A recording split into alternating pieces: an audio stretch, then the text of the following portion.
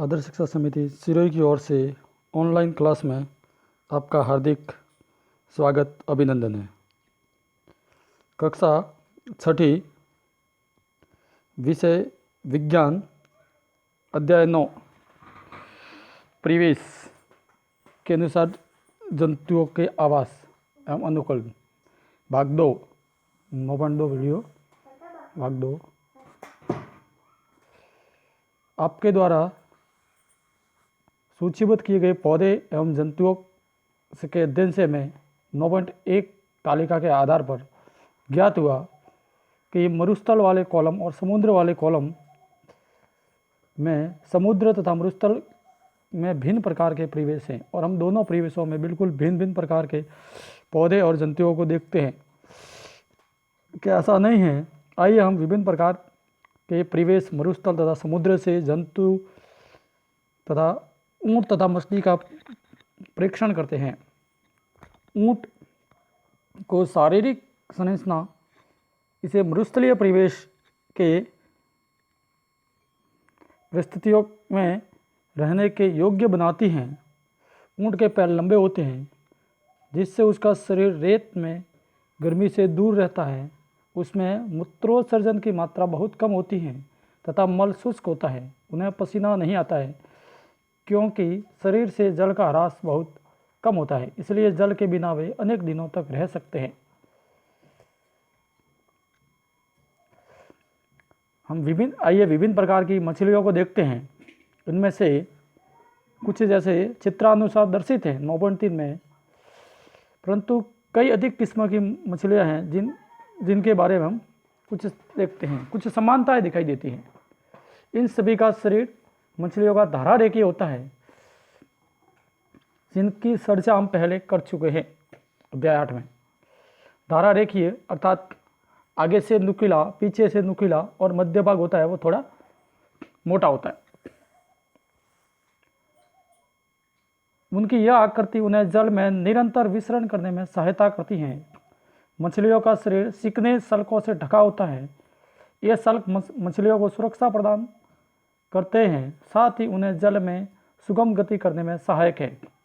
जैसा कि अध्याय 8 में हमने चर्चा की थी, मछली के पंख एवं पूंछ चपटे होते हैं जो उन्हें जल के अंदर दिशा परिवर्तन एवं संतुलन बनाए रखने में सहायता करते हैं। मछली के गिल यानी क्लॉम होते हैं जो उसे जल में श्वसन क्रिया करने में सहायता करते हैं। मछली की संरचना उसे जल में रहने में सहायक होती है। ऊंट की संरचना उसे मरुस्थल में रहने के लिए सहायक होती है। हमने पृथ्वी पर पाए जाने वाले अनेक प्रकार के असंख्य जंतुओं में से केवल 2 उदाहरण अभी पढ़े हैं। हम देखते हैं कि सजीवों की इन सभी किस्म में ऐसी कुछ विशिष्ट संरचनाएं होती हैं जो उन्हें अपने परिवेश में रहने के योग्य बनाती हैं, जिसमें वे पाए जाते हैं। विशिष्ट संरचनाएं होती हैं जो उन्हें अपने परिवेश में पाए जाने के योग्य बनाती हैं। जिन विशिष्ट संरचनाओं एवं स्वभाव की उपस्थिति किसी पौधे अथवा जंतु को उसके परिवेश में रहने के लिए योग्य बनाती हैं, उसे अनुकूलन कहते हैं। परिभाषा बनती है अनुकूलन किसे कहते हैं? तो अनुकूलन जिन विशिष्ट संरचनाओं अथवा स्वभाव की उपस्थिति में किसी पादप या जंतु को उसके परिवेश में रहने के योग्य बनाती हैं, उसे अनुकूलन कहते हैं। विभिन्न जंतु तथा भिन्न परिवेश के प्रति अलग अलग रूप से अनुकूलित हो सकते हैं।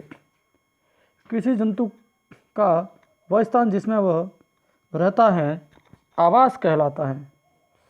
अपने भोजन, वायु, चरण, स्थल, अन्य आवश्यकताओं के लिए जीव अपने आवास पर निर्भर करते हैं। आवास का अर्थ होता है वास स्थान यानी एक प्रकार का घर। विभिन्न प्रकार के पौधे एवं जंतु एक ही आवास में संयुक्त रूप से रह सकते हैं। जैसे स्थल, जमीन पर पाए जाने वाले पौधे एवं जंतुओं के आवास को स्थलीय आवास कहते हैं।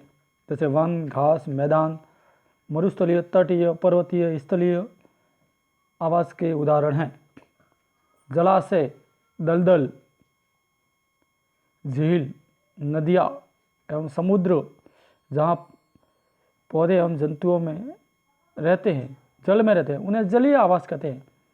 विश्व में विभिन्न भागों में पाए जाने वाले वनों, घास के मैदानों, मरुस्थलों, तटीय एवं पर्वतीय क्षेत्रों में बहुत विषमता है। यह विषमता जलीय आवासों के लिए भी सत्य है। किसी आवास में पाए जाने वाले सभी जीव जैसे पौधे एवं जंतु उसके घटक होते हैं। चट्टान, मिट्टी, वायु एवं जल जैसी अनेक निर्जीव वस्तुएं आवास की अजैविक घटक है। सूर्य का प्रकाश एवं ऊष्मा भी परिवेश के घटक होते हैं। हम जानते हैं कि कुछ पौधे बीजों से उगते हैं। बीजों के अंकुरण से नए पौधे बनने की प्रक्रिया में कुछ अजैव घटकों की भूमिका रहती है। इसके बारे में हम अध्ययन करेंगे।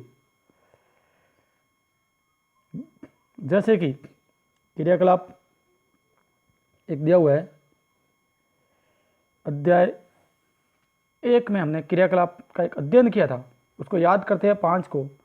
उसमें मूंग के एक बीज के अंकुरण का याद आता है। अंकुरित होना अर्थात बीज में नए पौधे का प्रारंभ होना। मूंग के बीज के कुछ सूखे बीजों को एकत्रित करते हैं। एकत्रित करके उसे एक ढेर अलग रख देते हैं तथा शेष को कुछ दिनों के लिए पानी में भिगने के लिए रख देते हैं। एक दिन लगभग। भिगे हुए बीजों को 4 हिस्सों में बांट देते हैं। उसमें से एक हिस्से को 3-4 दिन के लिए पूरी तरह पानी में डुबो कर रखते हैं। कुछ सूखे हुए बीजों को पानी से पूरी तरह डूबे हुए बीजों को अलग न हिलाए। भीगे हुए बीजों में से एक भाग को धूप वाले कमरे में तथा दूसरे भाग को अंधेरे में रख दें, जैसे कि अलमारी, इसमें से धूप नहीं आती हो। अंतिम भाग को ठंडे वातावरण में रखें, जैसे कि रेफ्रिजरेटर एवं उनके चारों ओर बर्फ। इन तीनों भागों में प्रतिदिन जल में नम रखें।